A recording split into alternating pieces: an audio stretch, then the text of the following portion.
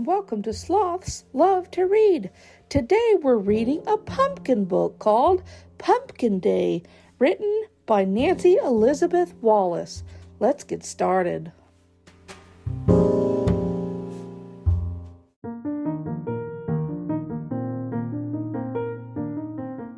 Pumpkin Day by Nancy Elizabeth Wallace. "Daddy, it's Pumpkin Day," said Trudy one October morning. "The day we have pumpkin pancakes for breakfast," he asked. "Yes," said Trudy.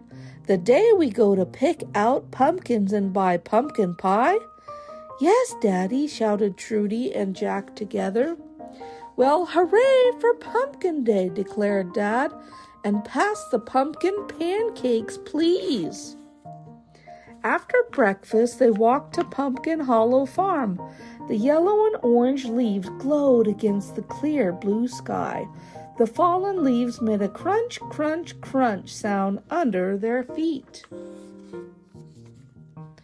"Good morning," said Mrs. Bell. "There are lots of pumpkins in the pumpkin patch.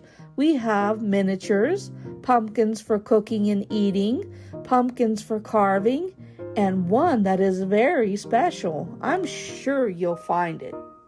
"Trudy, what do the signs say?" asked Jack. Trudy read, "Welcome to Pumpkin Hollow Farm. It took between 90 and 120 days to grow these pumpkins. Please don't sit or climb on them. Please don't pick up the pumpkins by their stems. Thank you, Mrs. Bell." And a joke. "What does a pumpkin sow?" "A pumpkin patch." In the fields behind the farm stand, there were small pumpkins and tall pumpkins, round pumpkins and skinny pumpkins, big pumpkins and bumpy pumpkins. "I like this wrinkly one," said Trudy. And Jack patted the pumpkins. They made a thump sound. "I want this one," he said. "Trudy, do pumpkins grow on trees?" "No, Jack, they grow on vines," she answered. "That's right," said Mrs. Bell. "We plant the seeds in the spring after the last frost. They sprout, then grow into vines. The vines grow really long as a house, with lots and lots of big leaves. At this time of year, the vines are shriveling up. But look, here's a female pumpkin flower.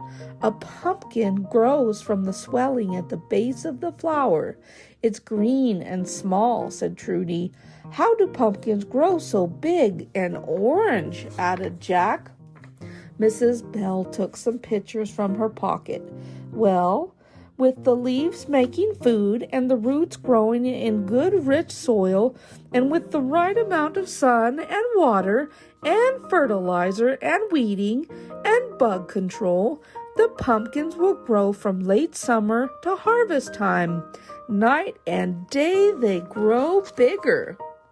"And bigger and bigger," Trudy and Jack joined in. The word pumpkin comes from a Latin word, pepo. "Pepo," they both giggled. Mrs. Bell laughed too. "Yes, pepo, it means ripened by the sun. As the pumpkin ripens, what happens to the color?" "It changes," exclaimed Trudy. "Look, Trudy, this one I want," yelled Jack. "Wow," Trudy shouted. "It is a Maxima variety," said Mrs. Bell. "Maximas can gain as much as 5 pounds a day. I wish it were the kind for making pies. It would sure make a lot of them," said Dad. "Yum! Who's going to carry this giant pumpkin home?" Mom asked. Then she said, "I will. Can you guess how?" "As a memory. Say pumpkin pie, please." And they picked out their pumpkins and followed Mrs. Bell back to the farm stand. "What do the signs say, Trudy?" asked Jack. Trudy read, "The parts of a pumpkin: the stem, the shell, the flesh, the pulp, and the seeds. Mom, look at the baby pumpkin, said Trudy. Those are baby boos, said Mom. They are full grown, just a miniature variety. We can buy a few for decorating, and some pumpkin bread mix and a pumpkin treat for supper. As soon as they got home, Trudy and Jack practiced drawing pumpkin faces on paper. Then they drew faces on their pumpkins. I want my pumpkin to have ears, said Trudy, and to be really scary. Dad cut out lids so Trudy and Jack could reach inside. They rolled up their sleeves and scooped. It's all stringy and gooey, said Trudy. Look, Trudy, seeds. We can dry some and save them in a jar and plant them next spring, she said. They scraped the insides clean with big spoons. Trudy used an apple core to carve out a nose. Mom and Dad carved the pumpkins' faces. Jack, our pumpkins are turning into jack-o'-lanterns, said Trudy. In olden times, they hollowed out potatoes and turnips and beets for lanterns. They cut out a little window and put a burning coal inside for light. They called those early jack-o'-lanterns bogies, said Dad. Bogies, they all giggled. Mom and Dad and Trudy and Jack made a special pumpkin day supper. They ate pumpkin muffins, toasted pumpkin seeds sprinkled on salad, and for dessert, pumpkin pie. Trudy looked over at the pumpkins. Finally, it was dark outside. Mom, she whispered, it's time.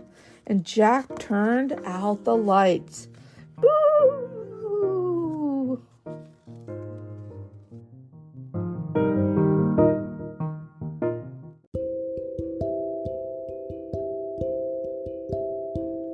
Oh, what an adorable story, Pumpkin Day.